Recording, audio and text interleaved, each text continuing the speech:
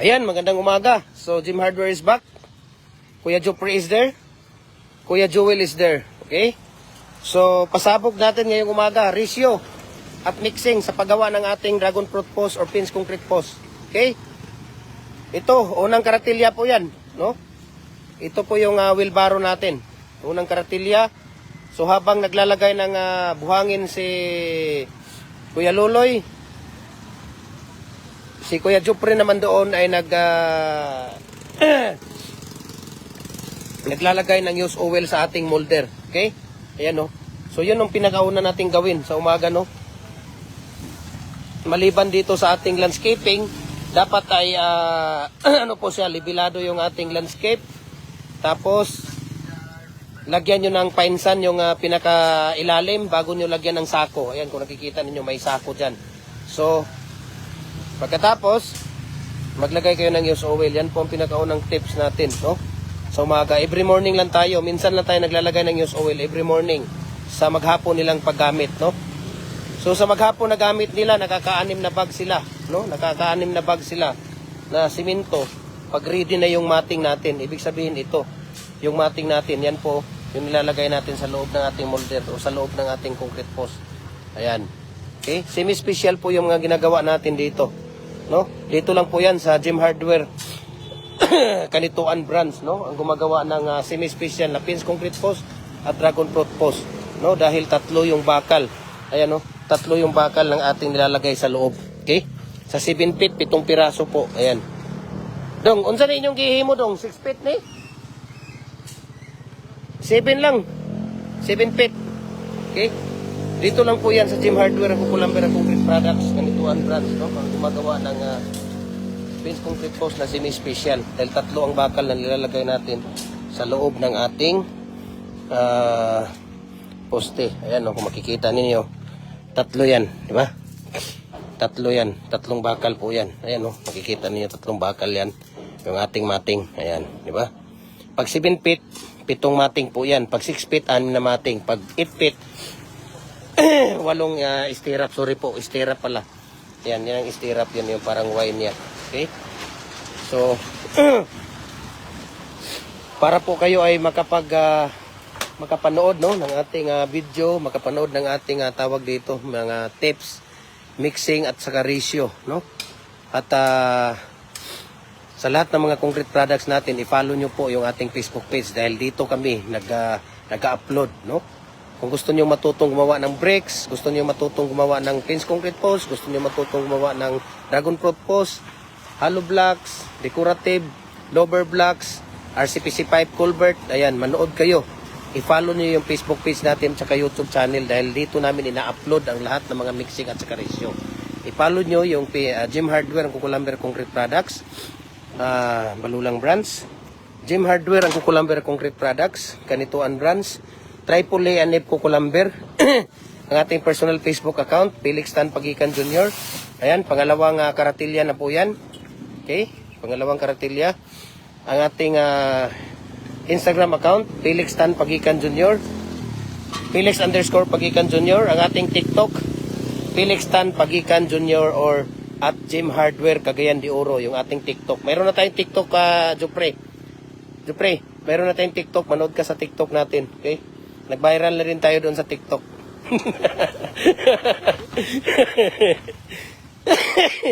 Ayan, no, sa paglalagay natin ng ating tawag dito, ng ating used oil. So manood po kayo kasi ipapakita ko po ngayong umaga ang step by step sa paggawa natin ng semi-special na 4x4 by 7 feet na pins concrete post. Okay? So dito tayo, pangalawang karatilya na po ito, no? So 3 karatilya lang ang ating mixing sa 1 bag of cement. So kung wala kayong karatilya or wala kayong wheelbarrow, ang sukatan ninyo ay sako ng simento. Ayan, yung sako ng simento. So 6 na sako na simento, no, ang ilalagay ninyo na buhangin. Tapos 1 bag of cement, 3 to 4 bucket of water. Yung bucket of water natin ito. Kung makikita niyo yan, no, yung 18 liters ba yan na yung timba na yan, yan. So ang gamit natin dito na buhangin, mga idol, ang gamit natin dito na mga buhangin ay screen sand po, no? Screen sand. Itong buhangin na to ang pinakamahal, no? Sa lahat ng mga buhangin, screen sand. Dahil dito sa amin, mura lang kasi magkatabi lang kami ng quarry. Do! Hoy! Do! Unsay mo?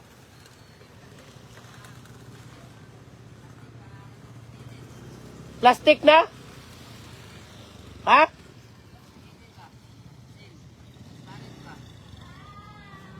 Plastic na sin?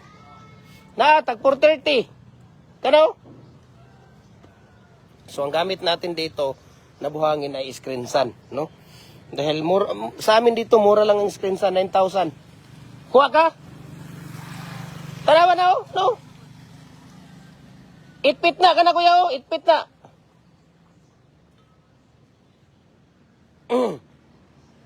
Plastic sin, mga. Kana. Nasi mo tubangan. Kana, nasi mo tubangan, oh, to.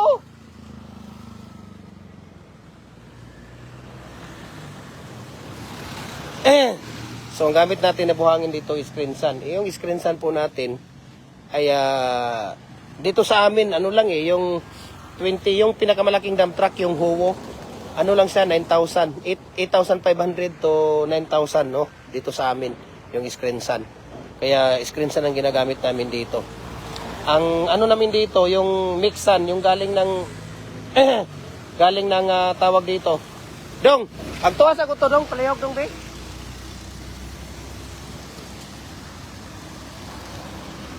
Yung screen sa namin dito, yung screen sa namin dito ay Howo, nasa 8,000 to 9,000 lang yung tawag dito, yung malaking dump truck, no? Tapos yung mixa namin dito, nasa 7,000 to 7,500, mura lang kasi magkatabi lang kami ng quarry dito. Okay? Tingnan natin dito si Kuya. So walang problema, kahit yung tawag dito, kahit yung buhangin na galing ng ilog, no? Walang problema. Yun ang pinakamaganda. Walang problema doon sa buhangin. Ang mo, kuya? Tag 430. Tulog ka, Bok? Wailoy. Oo. Abo tog itpit ba ning kuan, standard man ning kuan. Wailoy, kanay pangwasan ning kuan loy. Ayan. So we can ship nationwide, no? Ayan, kung makikita ninyo. Kanang plastic sin, oh. Kuha sa na aloy, diri butang loyo sa plywood. Ngara tanan. Bigyan mo ng 3. Ha? Last to silo umbrella. Ayan, di ba? So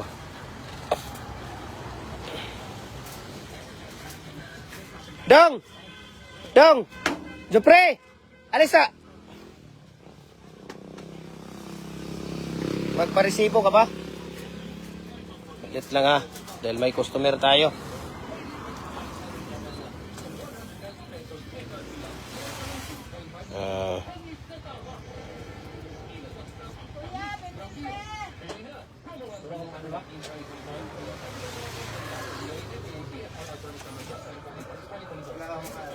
Dayon, ano pa? Umbrella, pilang umbrella?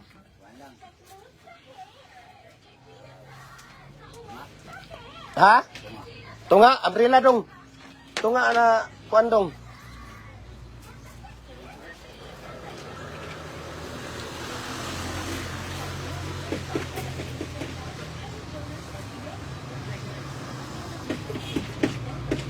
Then elastosel. Yung sachet. Oh.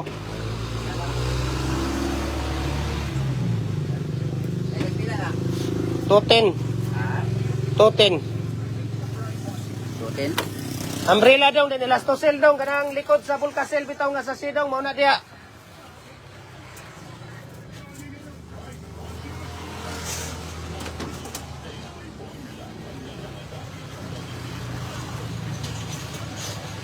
Tulo-tuloy, upat ka bukloy.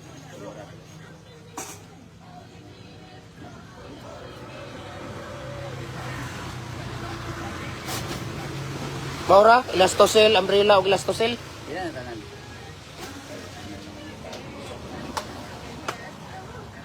Nasigo pa ba? 1,560. 1,560 na. Ang kuha nyo, itpit na puspos. 59. Isa ka buhok.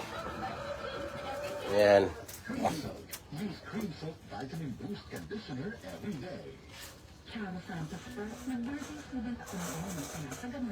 Unsa pa?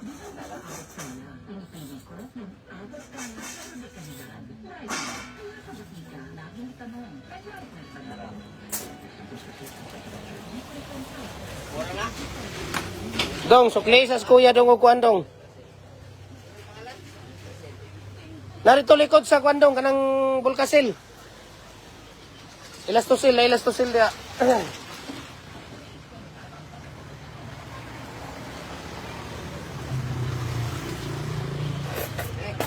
Oh. Itpit nga ko kulamber dong, tomato.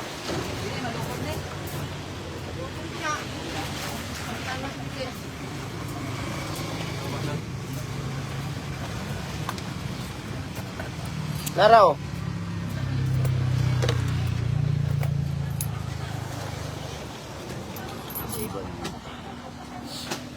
Palihog rugugug pa rin yan. Palihog po.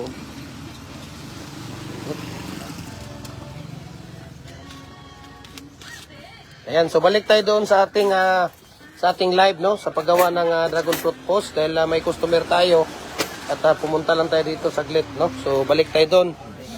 Okay. Oh, ana na siya kay mabali na.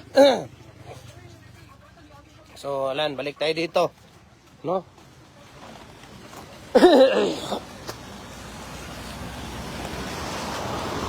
Balik tayo dito sa ating paggawa ng dragon fruit post or fence concrete post natin. Ayan, so 1 bag of cement. No, itong buhangin natin, yan. Yung mga buhangin natin na galing ng ilog, basta kaya at kasya doon sa ating molder, walang problema yon. Malalaking bato, maliliit na bato, basta't mayroong bato-bato. Okay? Ayan, 1 bag of cement po yan, no? Ayan, no. So, dito tayo. Ayan, so naglalagay ng used oil dito. Ayan. So, habang naglalagay ng used oil, si Kuya Luloy naman dito ay nagmimix siya dito. Ayan, nagmimix ng ating 3 karatilya na buhangin. Okay? 3 karatilya po na buhangin, no? Ang nilalagay niya dito sa 1 bag of cement. Tapos, ang pinapalabas natin dito, ito po ay semi-special na 4x4x7 feet. Okay? So, ang pinapalabas natin dito sa 1 bag of cement, 7 piraso lang sa 7 feet. Pagka sa 8 feet, 6 na piraso lang sa 8 feet. Pagka sa 6 feet, 8 piraso lang, no? Yung ating tawag dito, yung ating palabas sa 4x4 by 8 feet, 7 feet at saka 6 feet, no? 6 na piraso sa 8 feet, 7 piraso sa 7 feet, 8 piraso sa 6 feet. Okay? So, sa may mga katanungan dyan, magtanong na kayo. We can ship nationwide sa ating mga molder, no? Luzon, Visayas, Mindanao. Kahit saang sulok man kayo ng mundo, kayang abutin ng ating cargo, no? Walang problema po. Okay? So, ngayon, dahil pangalawang karatilya pa lang po niya yon, so magdadagdag siya ulit ng isang karatilya. Okay? Isang karatilya o isang wheelbarrow na buhangin. Okay? Screensan po yung ginagamit namin. Ibig sabihin, itong buhangin na to, dinadaan sa conveyor, kinukuha yung bato na 3/4 pataas. Dong! 8 feet lang nang iyang kahoy, 8 feet.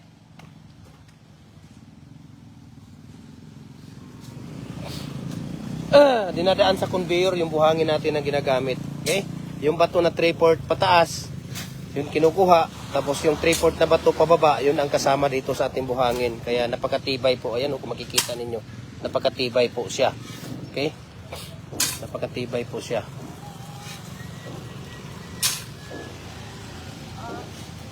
So habang naglalagay dito si Kuya Jupri ng tawag dito ng used oil, no? Ayan si Kuya Jupri, naglalagay siya ng used oil dyan. No? Every morning lang tayo naglalagay ng used oil. Napakaganda po talaga, idol. Yung ating business na concrete products, kung kumpleto tayo, no? Kumpleto tayo sa tawag dito, kumpleto tayo sa design. Mayroon tayong hollow blocks, mayroon tayong decorative, mayroon tayong bricks, lover, muhon, fence concrete post, dragon fruit post, RCPC pipe, culvert, no? Lahat ng mga concrete products dapat kumpleto ka sa design para one-stop shop lang po yung ating mga customer. Diba? Maganda yun. Doon tayo sa Gem Hardware. Bakit tayo doon? Dahil kumpleto sila sa mga design. So marami tayong pagpipilian doon. Bukod sa mga decorative, ang dami nilang design sa decorative. pati natin design. Yung sa bricks natin, nandyan din sa 15 to 16 design natin sa mga bricks molder natin, no? Yan ang mga pinapaka-fast moving po, no? 15 to 16 design.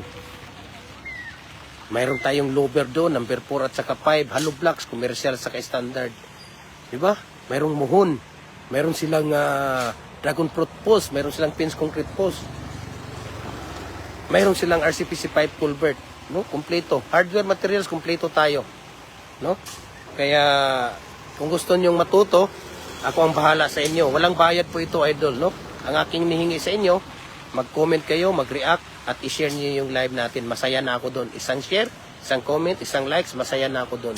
Hindi ako magsasawang tutulong sa inyo araw-araw sa pag-share. Sa base sa aking experience sa paggawa ng ating concrete products, isi-share ko sa inyo dahil hindi basta-basta ang paggawa ng concrete products. Especially sa mga hollow blocks, bricks, decorative, yung mga masisila natin ng mga tawag dito, mga concrete products, no? Yan, mga masisilan yan. Bricks, decorative, hollow blocks, baluster, yan, mga masisila natin na mixing at saka ratio, no? So, based sa aking experience, isi-share ko sa inyo. Okay? I-share ko sa inyo. So, napakaganda talaga ang concrete products kung tayo ang nagmamanage, tayo ang nagdadala ng negosyo. Ayan si Kuya Joel. Pangatlong karatilya na po niya yan. Ayan, kung makikita ninyo, pangatlong karatilya niya yan. Ayan. Pangatlong karatilya na po niya yan. So, imimix na po niya ngayon yan. Mimix na po niya, kailangan lugaw na lugaw yung ating pagmimix dito, no? Para hindi magiging ampaw yung ating mga ginagawa. Ayan. So sa may mga katanungan, no, yung mga maliliit natin na mga molder kagaya ng bricks, hollow blocks, decorative, ayan, lower, muhon, ano pa bang mga maliliit natin, commercial standard natin hollow blocks, no? Mayroon tayong number 4, mayroon tayong 3 and 3/4, 3 and 1/2, mayroon tayong 3 inches lang yung pang division, no? Yung 3 inches pang division yan. Ayan. Okay?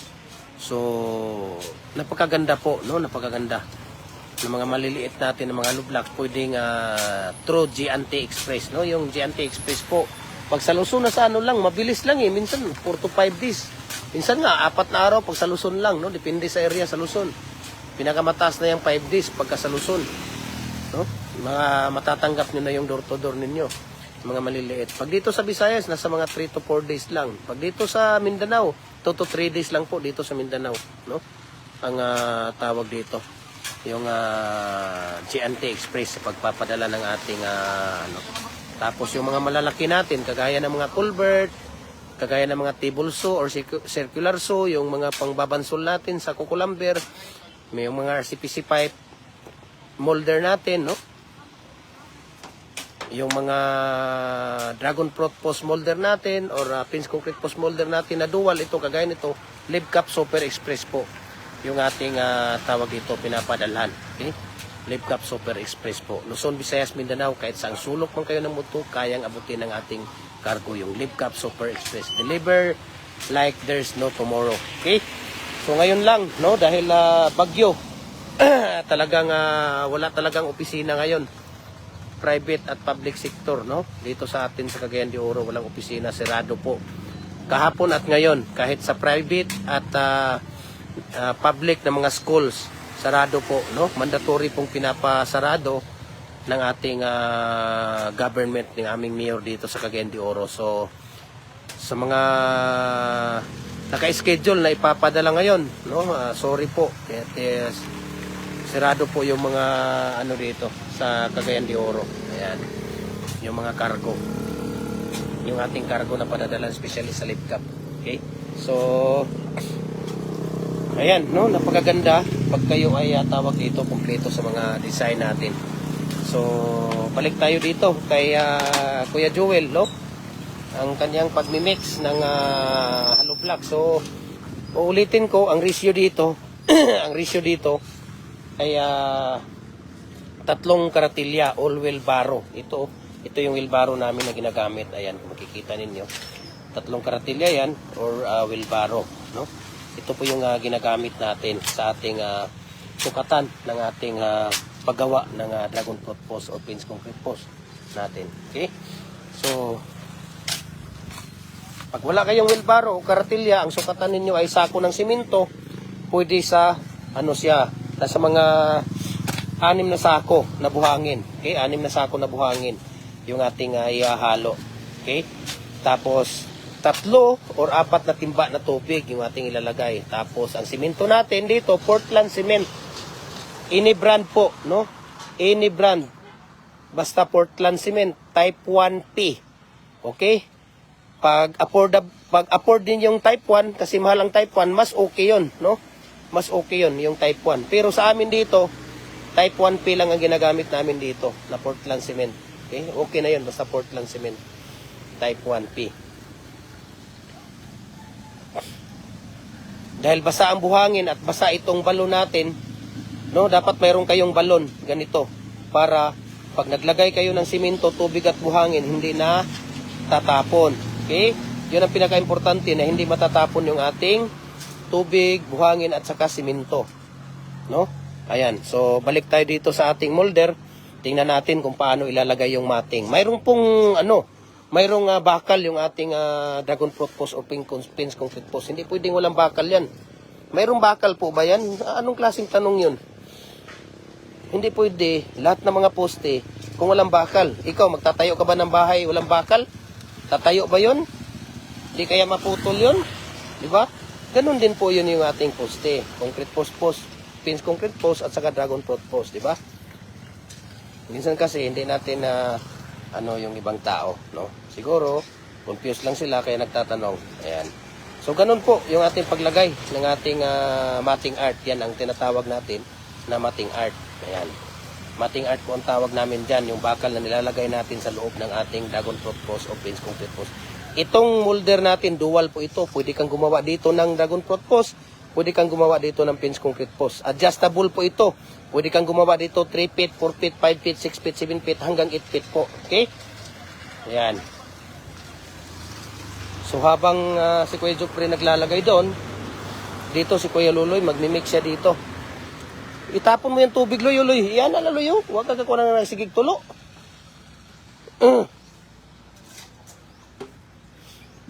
Ito, pala ni mo. Itong pala, oh. Ayun na, kay mabuslot na. Ito, pala, oh. Iyan mo.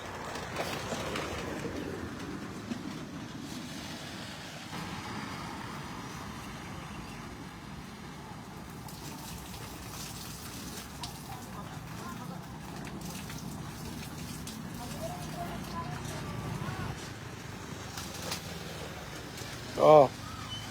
Diba? Para hindi kayo matapunan ng dyan, yung tubig.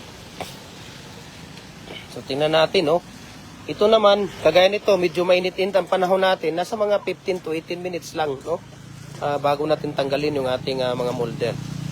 15 to 18 minutes, pwede na natin tanggalin. Ito yung mga ginagawa nila ng mga nakakaraang linggo, no? Hindi nila na, tingnan ninyo, no? Tingnan ninyo yung dito, dahil dumikit na siya, no? Naulanan at dumikit. Dapat kasi kinabukasan ng hapon, pag ngayon ninyo ginagawa, kinabukasan ng hapon, kailangan yung baliktarin para mas pa siya, no? Hindi pa siya tawag dito matigas. Pero kagaya nito matigas. Usay mo ha.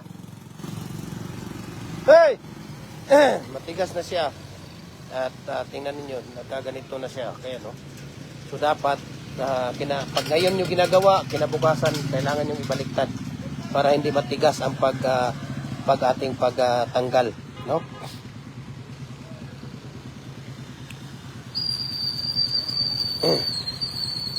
Ayan. So ito matigas na po 'yan, no? So dito na si Kuya Joel. Naglalagay na siya ng kanyang uniform. Ayan. So tingnan natin ngayon ang paglalagay ni Kuya Jupri doon sa paano niya ibubuhos, no? Paano niya ilalagay yung tubig, no? Concrete pouring sa ating molder. Okay? Napaka-importante po, no, ang tamang ratio at mixing sa ating mga ginagawa. Okay? Napaka-importante po.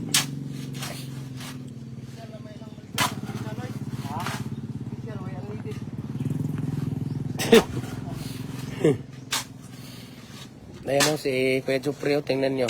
Nagkubra na naman siya. Ikaw, Loy, wala ka bang balak magkubra, Loy? Ha?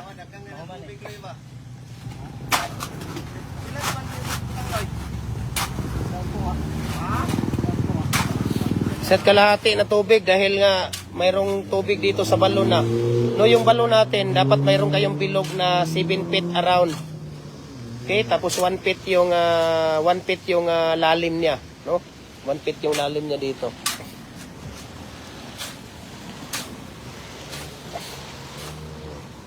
So ganito kalugaw, no? Ganito kalugaw yung ating pagmi-mix. Dapat lugaw na lugaw po talaga siya para hindi magiging ampaw, hindi magiging ampaw yung ating mga ginagawa. Ayan. So sa isang araw, pag ready na yung mating natin, 6 na bag po yung magagawa nila, no? 3 sa umaga, 3 sa hapon. Isang oras, no? Mag-start sila ng 9. 9 to 10, isa. 10 to 11, dalawa. 11 to 12, tatlo. Yan yung tawag dito. Yan yung tamang oras sa paggawa ng tawag dito. Pag ready yung mating, ibig sabihin yung bakal na nilalagay natin sa loob dahil matagal po gawin yun. Okay? Yun ang yun ang tawag dito. Yun ang pinakamatagal gawin. Yung bakal. Ayan, so balik tayo doon. At umiinom pa sila ng kubra. Tingnan natin ngayon ang paglalagay ng concrete pouring doon sa ating molder. Okay? So may mga katanungan, magtatanong na po kayo kung paano natin ginagawa yung ating ano bang mga tanong ninyo. Okay? Magtanong kayo hanggat naka-live tayo para masasagot natin ang gusto yung mga katanungan ninyo. Okay? We can ship nationwide kahit saang sulok man kayo ng mundo, kayang abutin ang ating cargo. Walang problema po, Luzon, Visayas, Mindanao. Okay?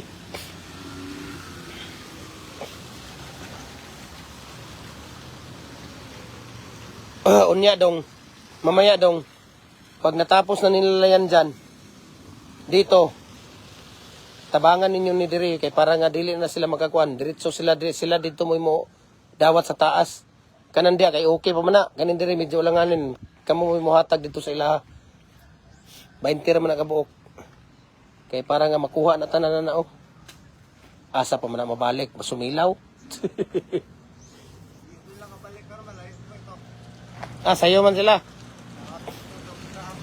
Ayan. So ganito po, no? Ganito po yung ating paggawa, no? Habang sila ay nag-snack pa. No? Nag-snack sila kasi 9:23 ng umaga dito sa Pilipinas, no? Shout out nga pala doon sa ating mga followers sa Luzon, Visayas, sa Mindanao, lalo na sa ating mga OFW na nasa ibang bansa kahit saang sulok man kayo ng mundo, sa Europe, US, Canada, Asia, Middle East, no? At magandang umaga, magandang gabi at magandang tanghali po sa inyong lahat. At nakikita ko po na talagang marami, no, ang umahanga sa ating Facebook page at nagla-like sa ating mga concrete products. No, we can ship nationwide, Luzon, Visayas, Mindanao. Maganda talaga. Especially sa atin, ako isang OFW din ako, no? Ako ay almost 20 years din akong OFW sa Saudi Aramco. Kaya ranas ko ang ating relate ko ang ating mga karanasan sa ibang bansa, no? Kahit na dala pa na yung pamilya natin, ang puso at isip natin ay nandito pa rin sa Pilipinas, nandito sa ating lupang sinilangan. Okay? Dahil yung mga magulang natin, kapatid, kamag-anak, lahat nandito sa Pilipinas, no? Sabihin man natin na family status tayo sa ibang bansa o nag-migrate na tayo doon, pero ang puso at isip hindi natin maitatago yan, nandito pa rin sa ating bayan, no? Kaya mag-isip, no, yung mga OFW, kasi lalo na tayong mga OFW, no, yung kumikita na malaki pagdating dito sa Pilipinas at talagang hindi na natin makikita yan kahit ano pang posisyon ninyo dito sa Pilipinas, talagang maliit ang sahod dito. Okay? At pagbalik naman natin dito, hindi na rin tayo tinatanggap dahil tayo ay may edad na. Kaya mag-isip kayo kung ano yung basta natin na mapagkakitaan. No? Ito, magandang negosyo. Itong concrete products, napakagandang negosyo po. Unang gawin mo, mag-ano ka lang ng commercial na lupa. No? Yung bintahan mo. Ayan, no? Parang ganyan. Tabing daan, doon ka magdi-display. Yun ang pinaka-importante. Lupa, may mga molder ka. Yun ang importante talaga, lupa. No? Yun ang pinaka-importante na kailangan meron kang lupa. Bili ka ng lupa. Huwag kang bumili ng mga yung titulado. Yung sayong-sayo na. Mahirap maglipat-lipat, sa totoo lang. Maraming branch namin dito sa Cagayan de Oro. No? Nangungupahan kami. Pagawaan dito, ito, iba ang may-ari dito. Itong pagawaan na to, inupahan namin. Yung tindahan, iba din. Yung pagawaan namin ng hollow blocks, iba din. No? Mahirap. Talagang napaka-importante, may sarili kang lupa. Especially sa ating mga kababayan na OFW dyan. At talagang napaka-importante. No? Yung may sarili tayong lupa, may negosyo tayo pagdating dito sa Pilipinas. Ang importante dito, sa ating mga OFW, no? May lupa ka, molder, para pagdating mo dito, mag-start ka na ng business mo. Yun ang pinaka-importante doon. No? So, ganito lang po ang paglalagay natin ng concrete pouring sa ating molder. Ayan, no? So, 15 to 18 minutes lang, no? Pwede na nating tanggalin, pwede nating i-remove yung ating tawag dito, yung ating molder at gagawa ulit, no? So, ganito lang po kalugaw yung ating paggawa. Okay? So, sana nagustuhan ninyo yung video natin.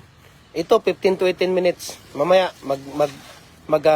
magla-live tayo kadugtong dito sa ating live ngayon. So maraming salamat at God bless po sa ating lahat, no? I-follow niyo yung YouTube channel natin, Jim Hardware Cucumber Concrete Products.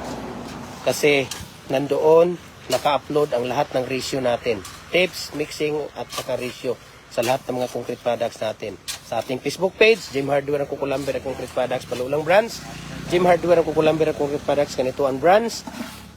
Ating Triple A&F Cucumber, ang ating personal Facebook account, Felix Tan Pagikan Jr. Ang ating Instagram, Felix_Pagikan 2000 at saka yung ating TikTok. Okay? Jim Hardware Cagayan de Oro or Felix Tan Pagikan Jr. yung ating TikTok. Okay? So, maraming salamat and God bless po sa ating lahat. Mabuhay po tayo, ingat po tayo, lalo na sa panahon ngayon, mabagyo. Okay? Ayan.